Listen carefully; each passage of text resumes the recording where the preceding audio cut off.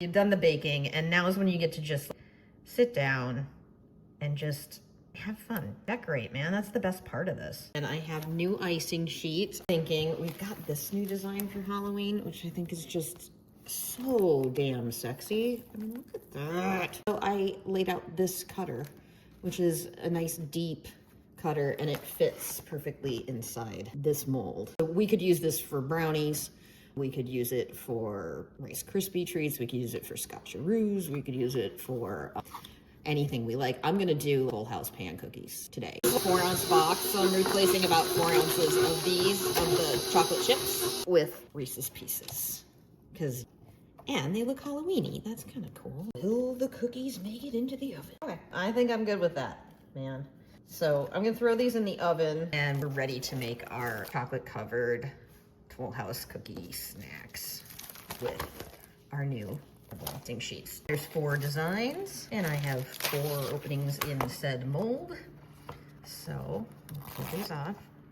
If you open these up, especially when it gets closer to Halloween and things get drier, the air gets drier, if you open these up before you use them, you have to get them back in and get them sealed. And so we're gonna fill this to about 1/3 full. I do milk chocolate on the other ones. I'm just gonna fill the back with a little more chocolate. And we're gonna pop these in the freezer because I am too impatient for a fridge. Be right back. Usually, when I do these fine detail molds, I usually use chocolate paste. So that we use chocolate paste. And like I said, we have our own brand now, which is exciting. So I'll do one of them in chocolate paste so you can see it works the same way. But I figured we had leftover chocolate, and this is a pretty chunky mold, so I think we're good. Anyway, so if you haven't seen this before, it's kind of exciting. Ooh, this is shiny as hell. It could be really sexy.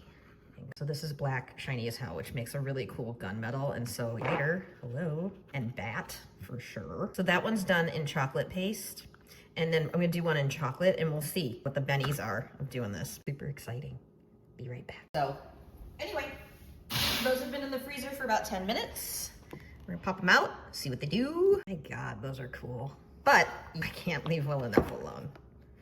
That's just not gonna happen. And don't forget what's inside, man. Oh. Anyway, so we got these out, but I'm not gonna stop because I think it's kind of fun to add a little embellishment. All right, so I'm gonna move these a little bit. Let's pop these out. I do chocolate paste on things that are likely to break. I do coating chocolate on things that are probably not going to break. So let's test our theory. This is my biggest concern, is that little curly on the pumpkin. See, he broke.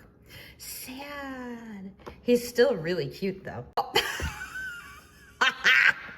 That one broke too. So there we go. But I will say that we will be able to piece back together just like that. You see that? That's why I use chocolate paste, because it sticks back together where the chocolate doesn't. Oh, he's cute. He's sassy. Let's just give him a little dusty to get him. That's pretty cool. So here's my bat. Or we could have him flying off or flying up. Oh, let's have him flying up to his friend. So that's cool. Oh, I know what we're gonna do with this guy.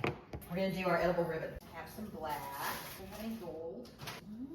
This is our black, and lots of you have used this now and love it. It comes in matte, which is like velvet. Here's our gold. So again, it's cloudy, so you can't really see it in all of its glory, but dudes, it's magical. This around here, beautiful. So there we go. That's pretty neat. I think you're gonna get rave reviews on these snacks this Halloween. Wait, I completely forgot that we did a witch hat. You've done the baking, and now is when you get to just sit down and just have fun. Decorate, man. That's the best part of this. Look at that. That is stupidly adorable. Happy Halloween. Insert evil cackle here.